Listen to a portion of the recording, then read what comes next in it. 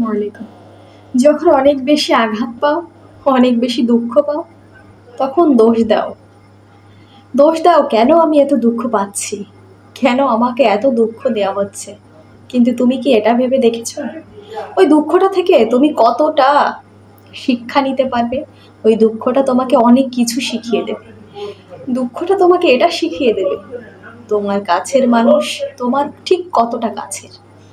দুঃখটা তোমাকে বাস্তবতা শিখতে চিনিয়ে দেবে। দুঃখটা তোমাকে তোমার আসল জায়গাটা দেখিয়ে দেবে।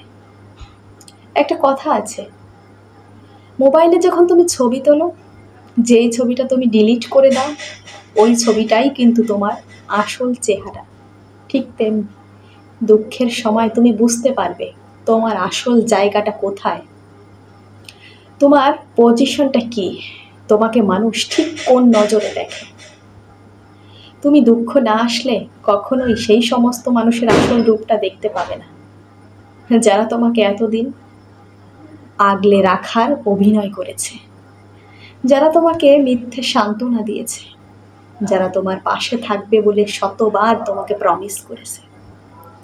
সেই সমস্ত মানুষরা বিষাক্ত সাপের মতো, যারা তোমার জীবনে থাকবে, তুমি তাদেরকে দুধ কলা দিয়ে এই কালসাপগুলোকে পুষে যাচ্ছ। তোমাকে সব সময় ইন্সপায়ার করে যাচ্ছে তারা, কিন্তু সেটা মিথ্যে অভিনয়। যে অভিনয়গুলো তুমি ধরতেই পারোনি, ঠিক তখনই ধরতে পারবে যখন তুমি খুব বিপদে পড়বে, তোমার তাদের সাহায্যের প্রয়োজন হবে। তুমি কিন্তু তখন তাদের সাহায্য পাবে না, কারণ তোমাকে তো তারা মিথ্যে আশ্বাস দিয়েছিল। এই আশ্বাসগুলো ছিল নিছক অভিনয় মাত্র। কখনো তাদের কাছে তুমি এগুলো আশাও করো না। সেই সমস্ত মানুষগুলো তোমার জীবনের জন্য পারফেক্ট মানুষ নয়। পারফেক্ট মানুষ তো তারাই যারা তোমাকে সুখে দুঃখে তোমার পাশে থাকবে।